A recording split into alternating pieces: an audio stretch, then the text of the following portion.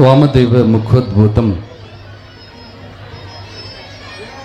ನಂದಿ ಗೋತ್ರಾದಿನಾಯಕಂ ವೃಷ್ಟಿಸೂತ್ರ ಕೃತೋ ಒಂದೇ ಮರುಳಾರಾಧ್ಯಂ ಜಗದ್ಗುರು. ಸುಕ್ಷೇತ್ರ ತಡವಲಗ ಗ್ರಾಮದಲ್ಲಿ ಜೋಡುಗುಡಿ ಮರುಳಸಿದ್ದೇಶ್ವರ ಜಾತ್ರಾ ಮಹೋತ್ಸವ, ಮಹಾಲಕ್ಷ್ಮಿ ದೇವಸ್ಥಾನದ ಲೋಕಾರ್ಪಣೆ, ಸಾಮೂಹಿಕ ವಿವಾಹ ಕಾರ್ಯಕ್ರಮಗಳು, ನೂತನ ರಥೋತ್ಸವದ ಲೋಕಾರ್ಪಣೆ ನಿಮಿತ್ತಿ ಮಾಡಿಕೊಂಡು ಶ್ರೀಮದ್ ಉಜ್ಜಯಿನಿ ಜಗದ್ಗುರುಗಳವರನ್ನ, ಶ್ರೀಮದ್ ಕಾಶಿ ಜಗದ್ಗುರುಗಳವರನ್ನ ಪುರಪ್ರವೇಶವನ್ನ ಮಾಡಿಸಿ ಅದ್ದೂರಿ ಹಾಗೂ ವೈಭವ ಪೂರ್ವಕವಾದ ಅಡ್ಡಪಲ್ಲಕ್ಕಿ ಮಹೋತ್ಸವದ ಭಕ್ತಿಯ ಶ್ರದ್ಧೆಯ ಮೆರವಣಿಗೆಯನ್ನ ಸಮರ್ಪಣೆ ಮಾಡಿ ಈಗ ನಡೆದುಕೊಂಡು ಬಂದಿರುವಂತಹ ಧರ್ಮ ಸಮಾರಂಭದ ವೇದಿಕೆಯ ಪಾವನ ಸಾನ್ನಿಧ್ಯವನ್ನ ಅನುಗ್ರಹಿಸಿ ತಮ್ಮ ದರ್ಶನ ಆಶೀರ್ವಾದವನ್ನ ಕರುಣಿಸುತ್ತಿರುವ ಶ್ರೀಮದ್ ಕಾಶಿ ಜ್ಞಾನ ಸಿಂಹಾಸನಾಧೀಶ್ವರ ಶ್ರೀ ಶ್ರೀ ಶ್ರೀ 1008 ಜಗದ್ಗುರು ಡಾಕ್ಟರ್ ಮಲ್ಲಿಕಾರ್ಜುನ ವಿಶ್ವಾರಾಧ್ಯ ಶಿವಾಚಾರ್ಯ ಭಗವತ್ಪಾದ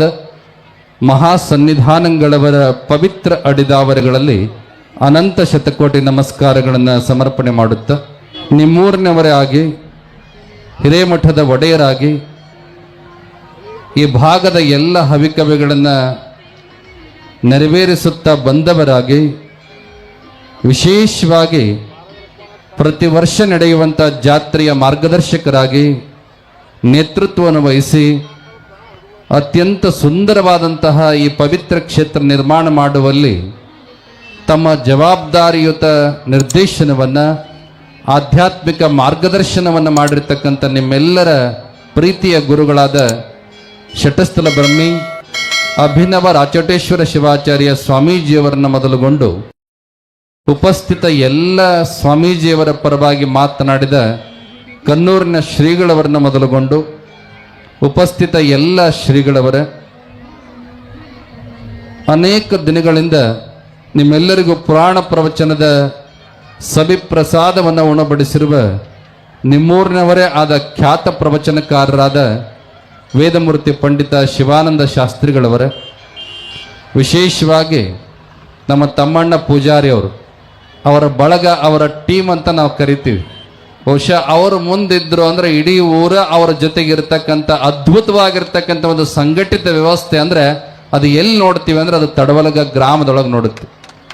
ಒಬ್ಬ ಮನುಷ್ಯ ಒಂದು ಮಾತಾಡ್ತಾನಂದ್ರೆ ಅದು ಸರಿ ಅದ ಅನ್ನುವಂಥದ್ದನ್ನ ಇಡೀ ಜನ ಅದನ್ನು ಒಪ್ಪುತ್ತಾರ ಅಂದ್ರೆ ತಮ್ಮಣ್ಣ ಪೂಜಾರಿಯ ಸ್ವಭಾವ, ಆತನ ಸೇವೆ, ಆತನ ಗುರಿ, ಆ ಸಾರ್ಥಕವಾಗಿರ್ತಕ್ಕಂಥ ಭಾವ ಎಷ್ಟು ಅದ್ಭುತವಾಗಿದೆ ಅನ್ನುವಂಥದ್ದನ್ನು ಇಲ್ಲಿ ಅರ್ಥ ಮಾಡ್ಕೋಬೇಕು. ಅಂತ ತಮ್ಮಣ್ಣ ಪೂಜಾರಿ ಎಲ್ಲ ಬಳಗದ ಭಕ್ತ ಬಂಧುಗಳೇ, ಪ್ರಸಾದದ ಸೇವಾದಾತೃಗಳೇ, ದಾನಿಗಳೇ, ಅಪಾರ ಸಂಖ್ಯೆಯಲ್ಲಿ ಬಹುಶಃ ಜನವರಿ ಫೆಬ್ರವರಿಯೊಳಗೆ ಪ್ರಯಾಗ್ರಾಜ್ನೊಳಗೆ ಕುಂಭಮೇಳ ನಡೆದ. ಆ ಕುಂಭಮೇಳ ಎಷ್ಟು ಜನ ನೋಡ್ಯಾರೋ ಬಿಟ್ಟಾರೋ ಗೊತ್ತಿಲ್ಲ, ಅದನ್ನು ಟಿ ವಿ ಒಳಗೆ ಮೊಬೈಲ್ನೊಳಗೆ ನೋಡ್ಯಾರ. ಆದರೆ ಇವತ್ತು 4-5 ಸಾವಿರ ಮುತ್ತೈದೆಯರು, ತಾಯಂದಿಯರು ಕುಂಭಗಳನ್ನು ಹೊತ್ತು ಇಡೀ ತಡವಲಗಾದ ರಾಜಬೀದಿಗಳಲ್ಲಿ ಕುಂಭಮೇಳವನ್ನು ಮಾಡಿದಿರಲ್ಲ. ನಿಮ್ಮೆಲ್ಲ ತಾಯಂದಿರಿಗೂ ಕೂಡ ವಿಶೇಷವಾಗಿರ್ತಕ್ಕಂಥ ಆಶೀರ್ವಾದಗಳು. ಅಪಾರ ಸಂಖ್ಯೆ ತಾಯಂದಿರೇ, ಭಕ್ತ ಬಂಧುಗಳೇ, ವಾದ್ಯ ಮೇಳದವರೇ, ಪತ್ರಿಕಾ ಮಾಧ್ಯಮದವರೇ, ಅದರ ಜೊತೆಗೆ ಸುಮಾರು 70ಕ್ಕೂ ಹೆಚ್ಚು ಈ ಗ್ರಾಮದಲ್ಲಿ ಜನ್ಮವನ್ನು ತಾಳಿ ಸರ್ಕಾರಿ ಸೇವೆಯನ್ನು ಸಲ್ಲಿಸಿ ನಿವೃತ್ತರಾಗಿ ಇವತ್ತು ಈ ವೇದಿಕೆಯಿಂದ ಆಶೀರ್ವಾದವನ್ನು ಪಡೆದಂಥ ಆ ಎಲ್ಲ ನಿವೃತ್ತ ಸರ್ಕಾರಿ ನೌಕರ ಬಂಧುಗಳೇ, ಮುದ್ದು ಮಕ್ಕಳೇ ಸೇರಿದಂಥ ನಿಮ್ಮೆಲ್ಲರಿಗೂ ಜಗದ್ಗುರು ಪಂಚಾಚಾರ್ಯರು, ಉಜ್ಜಯಿನಿ ಪೀಠದ ಕ್ಷೇತ್ರನಾಥ ಜಗದ್ಗುರು ಮರುಳು ಸಿದ್ಧರು, ಜಗನ್ಮಾತೆ ಗೌರಿದೇವಿ ಅನಂತ ಸನ್ಮಂಗಲಗಳನ್ನು ಅನುಗ್ರಹಿಸಲಿ ಅನ್ನುವಂತಹ ಶುಭ ಹಾರೈಕೆಗಳನ್ನು ಉಭಯ ಜಗದ್ಗುರು ಮಹಾಸನ್ನಿಧಿಯವರು ಆಶೀರ್ವಾದವನ್ನು ಮಾಡತಕ್ಕಂಥವರಾಗಿದ್ದಾರೆ.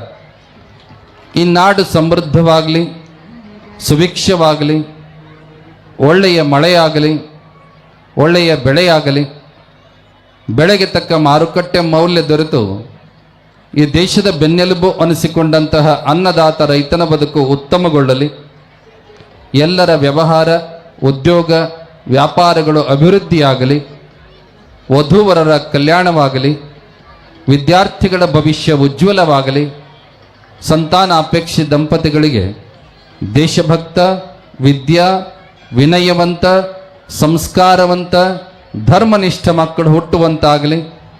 ಗ್ರಾಮದ, ಪಟ್ಟಣದ, ರಾಜ್ಯದ, ದೇಶದ ಎಲ್ಲ ಜನರು ನಾವಿಂಥ ಜಾತಿಯವರು, ಜನಾಂಗದವರು, ಧರ್ಮದವರು ಅನ್ನುವುದಕ್ಕಿಂತ ಬದಲಾಗಿ ನಾವೆಲ್ಲರೂ ಈ ದೇಶದ ಸತ್ಪ್ರಜೆಗಳು, ಭಾರತ ಮಾತೆಯ ಮಕ್ಕಳು, ನಾವೆಲ್ಲರೂ ಭಾರತೀಯರು ಅನ್ನುವಂತಹ ಸಮನ್ವಯ ಭಾವ ಎಲ್ಲರಲ್ಲೂ ಒಡಮೂಡುವಂತ ಆಗಲಿ ಅನ್ನುವಂತಹ ಅನಂತ ಸನ್ಮಂಗಲಗಳನ್ನು ಮತ್ತೊಮ್ಮೆ ಮಗದೊಮ್ಮೆ ನಿಮ್ಮೆಲ್ಲರಿಗೂ ಕೂಡ ಆಶೀರ್ವಾದ ಮಾಡತಕ್ಕಂಥವರಾಗಿದ್ದೇವೆ.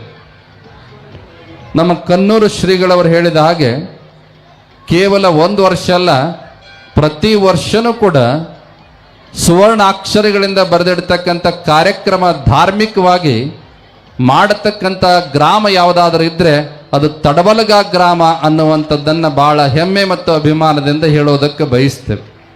ಪ್ರತಿ ವರ್ಷ ಭಿನ್ನ ಹಾಕೋದಕ್ಕೆ ಬಂದಾಗ ಏನಾದರೂ ಒಂದು ಹೊಸತನ್ನು ಮಾಡಿ, ಒಂದು ಹೊಸ ಕಾರ್ಯಕ್ರಮವನ್ನು ಆಯೋಜನೆ ಮಾಡಿ, ಆ ಮೂಲಕವಾಗಿ ಜನರೊಳಗೆ ಭಕ್ತಿ, ಶ್ರದ್ಧೆ, ವಿಶ್ವಾಸ, ದೇವರ ಮೇಲೆ ನಂಬಿಕೆಯನ್ನು ಸೃಷ್ಟಿ ಮಾಡತಕ್ಕಂಥ ಒಂದು ಪವಿತ್ರ ಕ್ಷೇತ್ರ ನಿರ್ಮಾಣ ಆಗುವ ನಿಟ್ಟಿನೊಳಗೆ ಒಂದು ಕಾರ್ಯವನ್ನು ನಿರ್ವಹಣೆ ಮಾಡತಕ್ಕಂಥ ಭಕ್ತರು ಯಾವ ಊರೊಳಗದಾರ ಅಂದ್ರೆ ಅದು ತಡವಲಗ ಗ್ರಾಮದೊಳಗದಾರ ಅನ್ನುವಂಥದ್ದು. ಒಂದು ಗುಡಿ ಅಲ್ಲ, ಎರಡು ಗುಡಿ ಅಲ್ಲ, ಓಣಿಗೊಂದು ಗುಡಿ, 5 ಗುಡಿಗಳನ್ನು ಮರುಳಸಿದ್ದನ ಪರಂಪರೆಯೊಳಗೆ ನಾವು ನೋಡ್ತೀವಿ ಅಂದ್ರೆ ಬಹುಶಃ ನಮಗನಿಸ್ತದ ಉಜ್ಜಯಿನಿ ಕ್ಷೇತ್ರದೊಳಗೆ ಇರ್ತಕ್ಕಂಥ ಆ ಪದ್ಧತಿಯನ್ನು ಬಿಟ್ಟರೆ ಮತ್ತೊಂದು ಊರೊಳಗೆ ಆ 5 ಮರಳುಸಿದ್ದನ ಗುಡಿ ಇರತಕ್ಕಂಥ ಊರು ಯಾವುದಾದ್ರೂ ಇದ್ದರೆ ಅದು ತಡವಲಗ ಗ್ರಾಮ ಅನ್ನುವಂತಹ ಭಾಳ ಹೆಮ್ಮೆಯ ಮಾತುಗಳನ್ನು ಈ ಸಂದರ್ಭದಲ್ಲಿ ಅಪ್ಪಣೆಯನ್ನು ಕೊಡಿಸ್ತಾ, ಇವತ್ತು ನಡೆದಂಥ ಅಡ್ಡಪಲ್ಲಕ್ಕಿ ಉತ್ಸವ ಪ್ರತಿ ವರ್ಷನೂ ಹಾಗೆ ನಡೆದು, ಹೋದ ವರ್ಷನೂ ಅಡ್ಡಪಲ್ಲಕ್ಕಿ ಉತ್ಸವ ಮಾಡಿದ್ರಿ. ಉಜ್ಜಯಿನಿ ಜಗದೊಳದಂತೂ ಬಹುಶಃ ಇದು 5-6ನೇ ಸರಿ ನನಗೆ ಗೊತ್ತಿಲ್ಲ. ಅಷ್ಟರ ಮಟ್ಟಿಗೆ ಆ ಸನ್ನಿಧಿಯವರ ಮೇಲೆ ಪ್ರೀತಿ ಭಕ್ತಿಯನ್ನು ಹೊಂದಿದಂಥ ಗ್ರಾಮದ ಜನ ತಡವಲಗದವರು. ಇವತ್ತು ಬಹುಶಃ ಎಷ್ಟು ದೂರ ನೋಡಿದ್ರು ಕೂಡ ಜನರ ಸಾಗರವೇ ಕಾಣ್ತಾ ಇತ್ತು. ಕುಂಭಗಳ ಆ ಹೊತ್ತಂತ ಮಹಿಳೆಯರ ತಲೆಗಳೇ ಕಾಣ್ತಿತ್ತು. ಎಷ್ಟು ದೂರ ನೋಡಿದ್ರು ಹಾಗೇನೆ.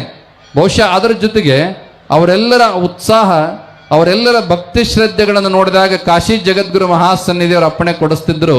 ಬಹುಶಃ ಎಷ್ಟೋ ಊರುಗಳಲ್ಲಿ ಅಡ್ಡಪಲ್ಲಕ್ಕಿ ಉತ್ಸವ ಮಾಡಿದಾಗ ನಮಗೆ ಬೇಸರ, ಸುಸ್ತು, ತ್ರಾಸ ಆಗತಕ್ಕಂಥ ಅನೇಕ ಸನ್ನಿವೇಶಗಳು ನಡೀತಾವ. 4-5 ಕಿಲೋಮೀಟರ್ ಉತ್ಸವ ಆದರೂ ಕೂಡ ಸ್ವಲ್ಪವೂ ಬೇಸರಿಕೆ ಆಗದಂಗ, ತ್ರಾಸ ಆಗದಂಗ ಉತ್ಸವ ನಡೆದಂಥ ಊರು ಯಾವುದಾದ್ರೂ ಇದ್ರೆ ಅದು ತಡವಲಗ ಗ್ರಾಮದ ಉತ್ಸವ ಅನ್ನುವಂಥ ಮಾತನ್ನ ಭಾಳ ಪ್ರೀತಿಯ ಮಾತುಗಳನ್ನು ನಿಮ್ಮೂರ ಬಗ್ಗೆ ಅವರು ವ್ಯಕ್ತಪಡಿಸ್ತಾರ. ಅಂದ್ರೆ ನೀವೆಲ್ಲರೂ ಕೂಡ ಭಾಗ್ಯವಂತರಿದ್ದೀರಿ, ಪುಣ್ಯವಂತರಿದ್ದೀರಿ, ಭಕ್ತಿವಂತರಿದ್ದೀರಿ ಅನ್ನೋ ಕಾರಣಕ್ಕಾಗಿ ನಮ್ಮ ಕಮಿಟಿಯವರು ಪ್ರತಿ ವರ್ಷ ಏನು ಸಂಕಲ್ಪ ಮಾಡ್ತಾರ ಆ ಸಂಕಲ್ಪಕ್ಕೆ ಬಹಳ ಬೆನ್ನೆಲುವಾಗಿ ನಿಲ್ಲತಕ್ಕಂಥ ಭಕ್ತರು, ಗಟ್ಟಿ ಭಕ್ತರು, ಭೀಮ ಭಕ್ತಿಯ ಭಕ್ತರು ಎಲ್ಲದಾರಪ್ಪ ಅಂದ್ರೆ ಅದು ತಡವಲಗ ಗ್ರಾಮದೊಳಗದಾರ ಅನ್ನುವಂಥದ್ದು. ಕೇವಲ ಯಾರು ಎಷ್ಟೋ ಗ್ರಾಮಗಳು ನೋಡ್ತಿರ್ತೀವಿ, ಏನಾರು ಕೇಳಕ್ ಬಂದ್ರ ಏನಾರು ನೆವ ಹೇಳಿ ದೇಣಿಗೆಯಿಂದ ತಪ್ಪಿಸಿಕೊಳ್ಳುವಂಥ ಸ್ವಭಾವದ ಭಕ್ತರು ನೋಡ್ತಿರ್ತೀವಿ. ಆದ್ರೆ ನಿಮ್ಮೂರೊಳಗ ಮನೆಯಾಗಿದ್ದ ಊರೊಳಗಿದ್ದ ಭಕ್ತರು ಕೊಡೋದಷ್ಟೇ ಅಲ್ಲ, ಈ ಊರಿನವರಾಗಿ ಬೇರೆ ಎಲ್ಲೋ ಇರ್ತಕ್ಕಂಥ ಭಕ್ತರು ಕೂಡ ನನ್ನದು ಈ ಕಾರ್ಯಕ್ರಮಕ್ಕೆ ಸಲ್ಲಲಿ ಅನ್ನುವಂಥ ಉದಾರ ಹೃದಯದ ಭಕ್ತರು ಎಲ್ಲದಾರ ಅಂದ್ರೆ ಮತ್ತೆ ಅದರ ತಡವಲಗ ಗ್ರಾಮದೊಳಗ ಅದಾರ ಅನ್ನುವಂಥದ್ದನ್ನ ಬಹಳ ಅಭಿಮಾನದಿಂದ ಹೇಳೋದಕ್ಕೆ ಬಯಸ್ತೇವೆ.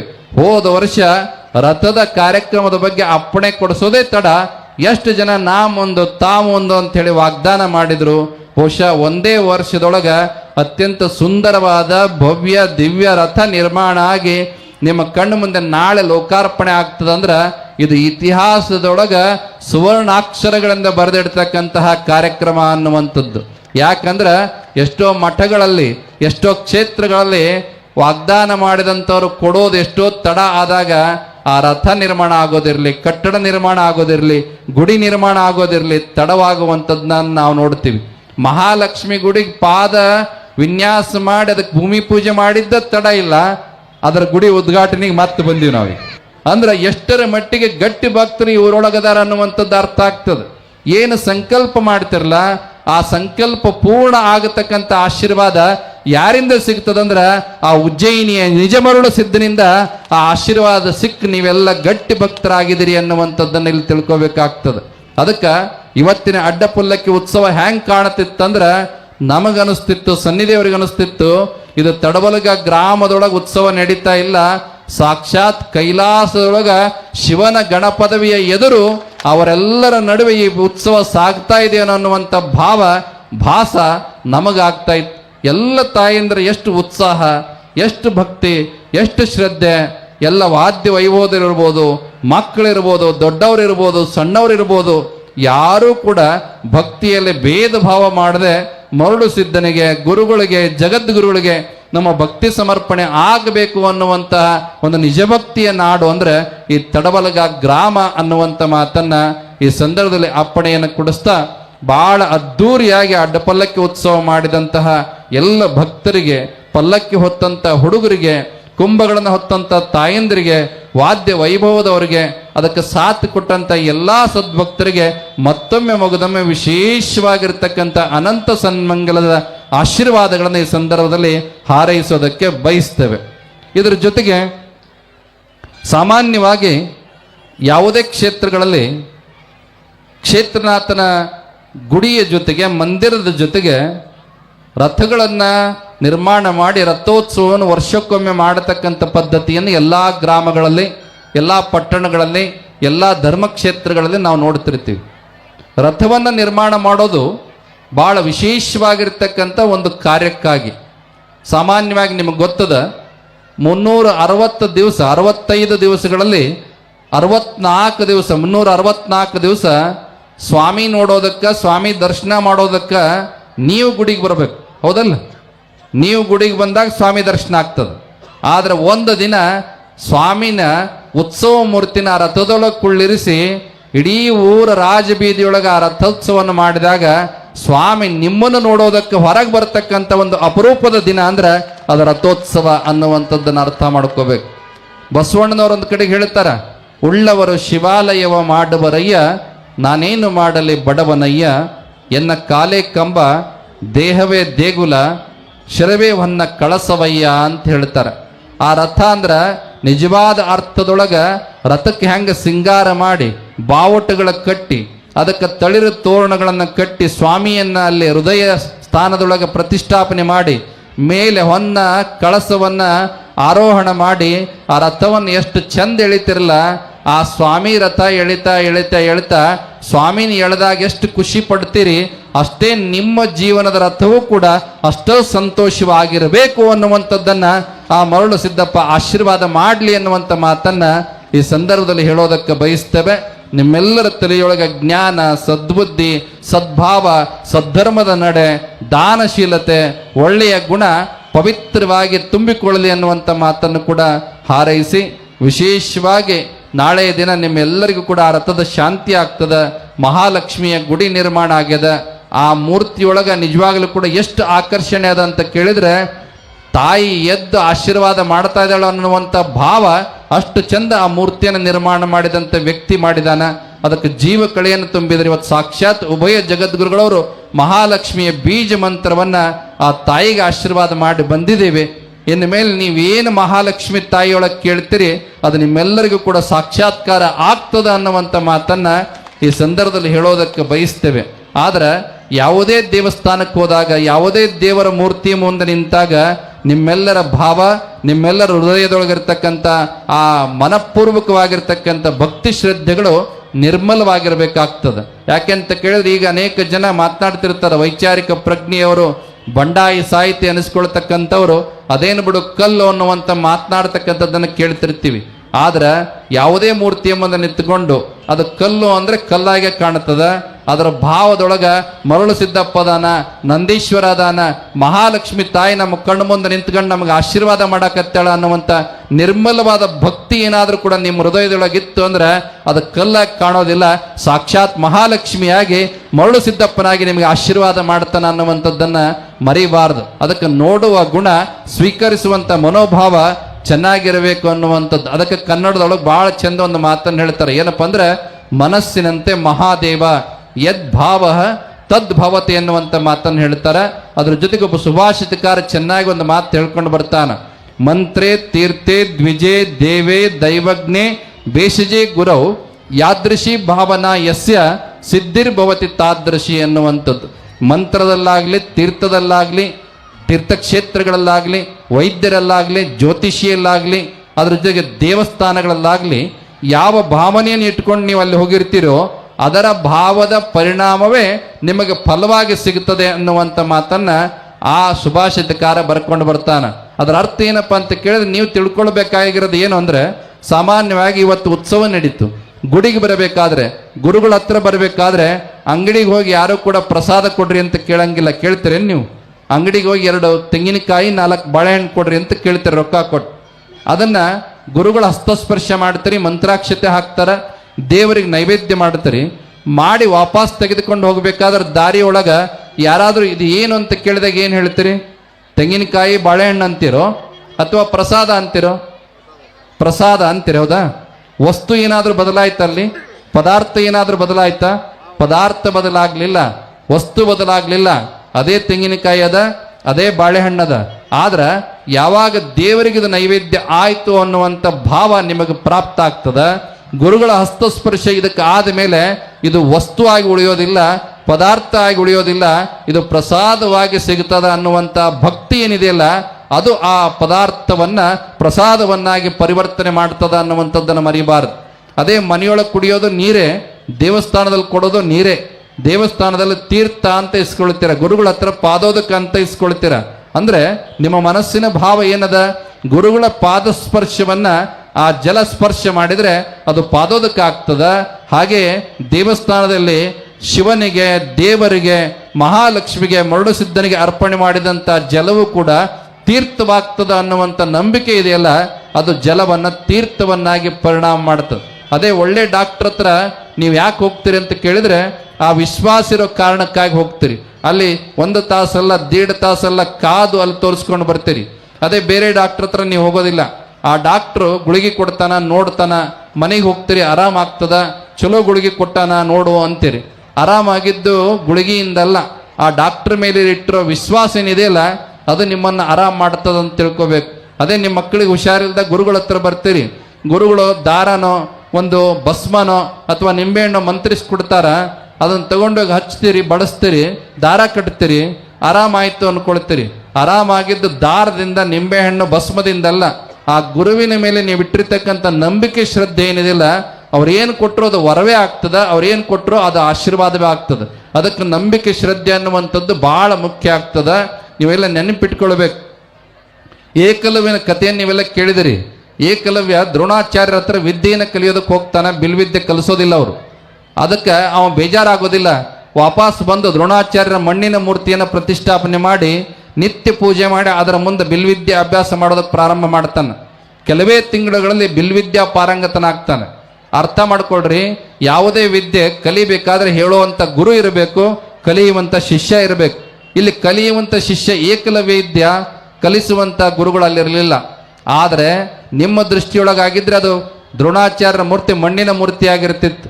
ಆದರೆ ಏಕಲವ್ಯನ ದೃಷ್ಟಿಯೊಳಗ ಮಣ್ಣಿನ ಮೂರ್ತಿ ಆಗಿರಲಿಲ್ಲ, ಸಾಕ್ಷಾತ್ ದ್ರೋಣಾಚಾರ್ಯ ಇಲ್ಲಿ ಕುತ್ಕೊಂಡು ನನಗೆ ಪಾಠ ಮಾಡಕತ್ತಾರ ಅನ್ನುವಂಥ ನಂಬಿಕೆ ಶ್ರದ್ಧೆ ಆ ಏಕಲವ್ಯನಿಗೆ ಇದ್ದ ಕಾರಣಕ್ಕಾಗಿ ಇಲ್ಲದೇ ಇದ್ರೂ ಕೂಡ, ಅಪ್ರತ್ಯಕ್ಷ ರೂಪದಲ್ಲಿ ಇದ್ರೂ ಕೂಡ ಆ ದ್ರೋಣಾಚಾರ್ಯರ ವಿದ್ಯೆ ಏಕಲವ್ಯನಿಗೆ ಒಲಿದು ಬಂತು ಅನ್ನುವಂಥದ್ದನ್ನ ಅರ್ಥ ಮಾಡ್ಕೋಬೇಕು. ಅದಕ್ಕೆ ಯಾವುದೇ ದೇವರ ಮುಂದೆ ಹೋದಾಗ ನಂಬಿಕೆ ಶ್ರದ್ಧೆ ವಿಶ್ವಾಸಗಳಿಂದ ಹೋಗ್ರಿ. ನಿಮ್ಮ ಕಷ್ಟಗಳನ್ನೆಲ್ಲ ಆ ಮೂರ್ತಿಯ ಮುಂದೆ ನಿವೇದನೆ ಮಾಡಿಕೊಳ್ರಿ. ಆವಾಗ ನಿಜವಾಗ್ಲೂ ಕೂಡ ಆತನ ಆಶೀರ್ವಾದ, ಮರಳು ಸಿದ್ದಪ್ಪನ ಆಶೀರ್ವಾದ ನಿಮಗೆ ಸಿಗೋದಕ್ಕೆ ಸಾಧ್ಯ ಆಗ್ತದ ಅನ್ನುವಂಥ ಮಾತನ್ನ ಅಪ್ಪಣೆಯನ್ನು ಕೊಡಿಸಿ, ವಿಶೇಷವಾಗಿ ಬಹಳ ಸುಂದರವಾಗಿರ್ತಕ್ಕಂಥ ರಥವನ್ನು ನಿರ್ಮಾಣ ಮಾಡಿದ್ದಾರೆ. ಭಾಳ ಚೆನ್ನಾಗಿ ಕೆತ್ತನೆ ಆಗಿದೆ. ಎಲ್ಲ ದೇವಾನ ದೇವತೆಗಳ ಮೂರ್ತಿಗಳು ಅದರೊಳಗೆ ಆವರ್ತನಗೊಂಡಿದ್ದಾವ. ಬಹುಶಃ ಒಂದು ದಾಖಲೆಯ ಸ್ವರೂಪದೊಳಗೆ ಕೆಲವೇ ವರ್ಷಗಳಲ್ಲಿ ನಮ್ಮ ತಮ್ಮಣ್ಣ ಪೂಜಾರಿಯವರ ಬಳಗದ ನೇತೃತ್ವದೊಳಗೆ, ನಮ್ಮ ತಡವಲಗ ಶ್ರೀಗಳವರ ಮಾರ್ಗದರ್ಶನದೊಳಗೆ, ಶಿವಾನಂದ ಶಾಸ್ತ್ರಿಗಳವರ ಸಹಕಾರದೊಂದಿಗೆ ಒಂದಲ್ಲ ಒಂದು ರಚನಾತ್ಮಕ ಕಾರ್ಯಗಳು ಈ ಕ್ಷೇತ್ರದೊಳಗೆ ನಡೀತಾ ಬಂದು ಎಲ್ಲ ಭಕ್ತರ ಒಂದು ಆಧ್ಯಾತ್ಮಿಕ ಒಂದು ದಾಹವನ್ನ ತೀರಿಸುವಂತ ತಾಣ ಇವತ್ತು ತಡವಲಗಾದ ಜೋಡುಗುಡಿ ಮರಳುಸಿದ್ದನ ಕ್ಷೇತ್ರ ಆಗಿದೆ ಎನ್ನುವಂಥ ಮಾತನ್ನ ಈ ಸಂದರ್ಭದಲ್ಲಿ ಹೇಳೋದಕ್ಕೆ ಬಯಸ್ತೇವೆ. ಬಹುಶಃ ತಡವಲಗ ಶ್ರೀಗಳವರು ಇದೇ ಊರಿನವರಾಗಿದ್ದರೂ ಕೂಡ ಏನು ಗ್ರಾಮದ ಮೇಲೆ ಅತ್ಯಂತ ಪ್ರೀತಿಯನ್ನು ಉಳ್ಳವರು. ಅನೇಕ ಕಡೆಗಳಿಗೆ ಅವರ ನೇತೃತ್ವದೊಳಗೆ ಕಾರ್ಯಕ್ರಮಗಳು ನಡ್ಕೊಂಡು ಬರ್ತಾನೆ ಇರ್ತಾವ. ಆದ್ರೆ ಊರಿನ ಜನರನ್ನ ಪ್ರೀತಿಸೋದಿದೆಯಲ್ಲ, ಊರಿನ ಜನರಿಂದ ಪ್ರೀತಿಯನ್ನು ಬಯಸೋದಿದೆಯಲ್ಲ, ಬಹಳ ಕಷ್ಟದ. ಯಾಕಂತ ಕೇಳಿದ್ರೆ ಎಲ್ಲಾ ಕಡೆಗೆ ಒಂದು ಮಾತದ, ಏನಪ್ಪಾ ಅಂದ್ರೆ ದೀಪದ ಏನಿದೆಯಲ್ಲ ಹಚ್ಚಿದ ನೆಲ ಯಾವಾಗ್ಲೂ ಕೂಡ ಕತ್ಲಿರ್ತದ ಅಂತ ಹೇಳ್ತಾರೆ.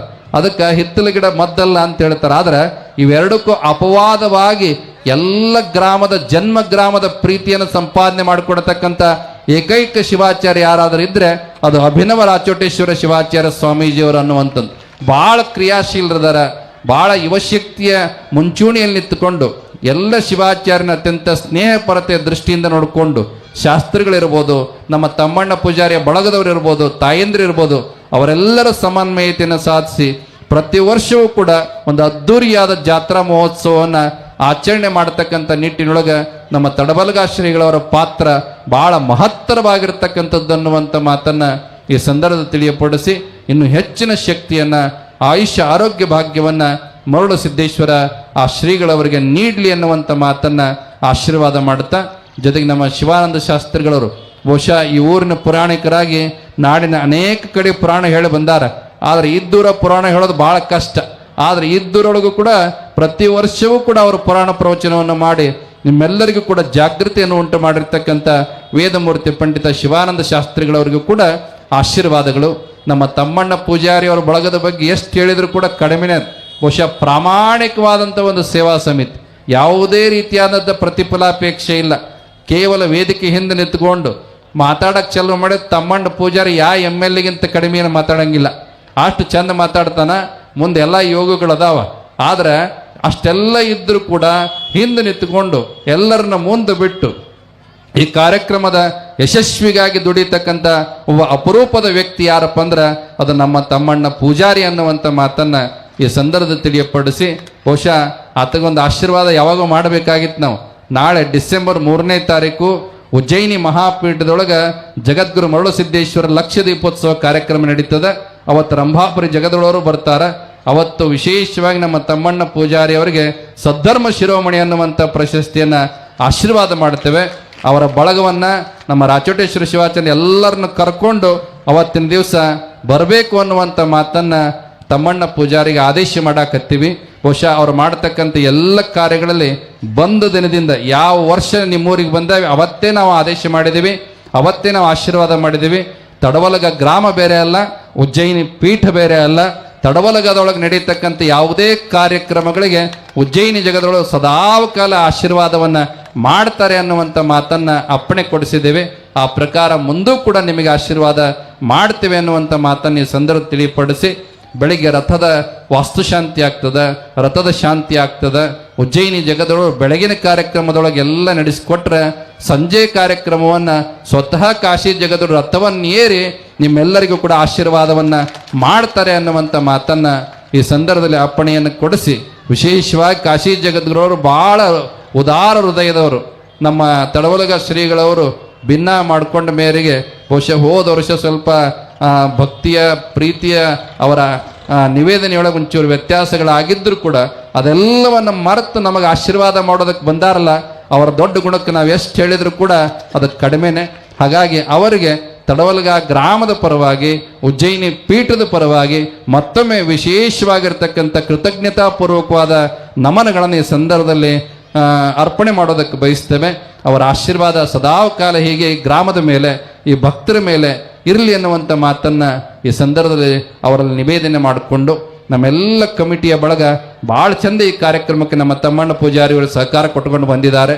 ನಿವೃತ್ತ ನೌಕರರಿಗೆ ಈ ವೇದಿಕೆಯಿಂದ ಸತ್ಕಾರ ಆಗ್ಯದ, ಆಶೀರ್ವಾದ ಆಗ್ಯದ.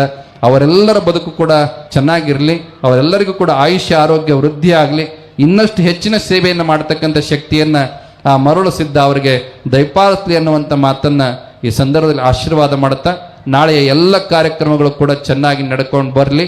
ಜೊತೆಗೆ ನಿಮ್ಮೂರನೇವರಾಗಿರ್ತಕ್ಕಂಥ ನಿಮ್ಮ ಮಗನೇ ಆಗಿರ್ತಕ್ಕಂಥ ಅಭಿನವ ರಾಚೋಟೇಶ್ವರ ಶಿವಾಚಾರ್ಯರ ಮೇಲೆ ನಿಮ್ಮ ಪ್ರೀತಿ, ವಿಶ್ವಾಸ, ಭಕ್ತಿ, ಶ್ರದ್ಧೆಗಳು ಹೀಗೆ ಇರಲಿ ಅನ್ನುವಂಥ ಮಾತನ್ನ ಈ ಸಂದರ್ಭ ತಿಳಿಯಪಡಿಸಿ, ಬಹುಶಃ 1 ರೂಪಾಯಿ ಕೊಟ್ಟವರಿಂದ ಹಿಡಿದು ಲಕ್ಷ ರೂಪಾಯಿ ಕೊಟ್ಟವರು ಇರ್ಬೋದು, ಅದು ಮಹಾಲಕ್ಷ್ಮಿ ಗುಡಿ ಕಟ್ಟೋಕ್ಕಿರ್ಬೋದು, ಹಾಗೆ ರಥದ ನಿರ್ಮಾಣಕ್ಕಾಗಿರ್ಬೋದು, ಅನ್ನದಾಸೋಹಕ್ಕಾಗಿರ್ಬೋದು, ಈ ಕಾರ್ಯಕ್ರಮಕ್ಕಾಗಿರ್ಬೋದು, ಯಾರ್ಯಾರು ಏನೇನು ದೇಣಿಗೆ ಏನೆಲ್ಲ ಕೊಟ್ಟಿದ್ದೀರಿ, ಆ ಉಜ್ಜಯಿನಿ ಮರಳು ಸಿದ್ದಪ್ಪನನ್ನ ಸಂಪತ್ತಿನ ಒಡೆಯ ಅಂತ ಕರೀತಾರೆ.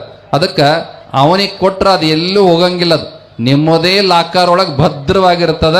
ಅದಕ್ಕೆ ಮರಳು ಸಿದ್ದಪ್ಪ 100 ಪಟ್ಟು, 1000 ಪಟ್ಟು, 1,00,000 ಪಟ್ಟು ನಿಮಗೆ ವಾಪಸ್ ಬಡ್ಡಿ ಸಮೇತವಾಗಿ ನಿಮಗೆ ಆಶೀರ್ವಾದ ಮಾಡ್ತಾನ ಅನ್ನುವಂಥ ಮಾತನ್ನ ಈ ಸಂದರ್ಭದಲ್ಲಿ ಅಪ್ಪಣೆಯನ್ನು ಕೊಡಿಸಿ, ನಿಮ್ಮೆಲ್ಲರ ಬದುಕು ಬಂಗಾರ ಆಗಲಿ, ನಿಮ್ಮೆಲ್ಲರ ಆಯುಷ್ಯ ಆರೋಗ್ಯ ವೃದ್ಧಿ ಆಗಲಿ, ಮಕ್ಕಳಿಗೆಲ್ಲ ಒಳ್ಳೆಯ ವಿದ್ಯಾಬುದ್ಧಿ ಪ್ರಾಪ್ತವಾಗಲಿ.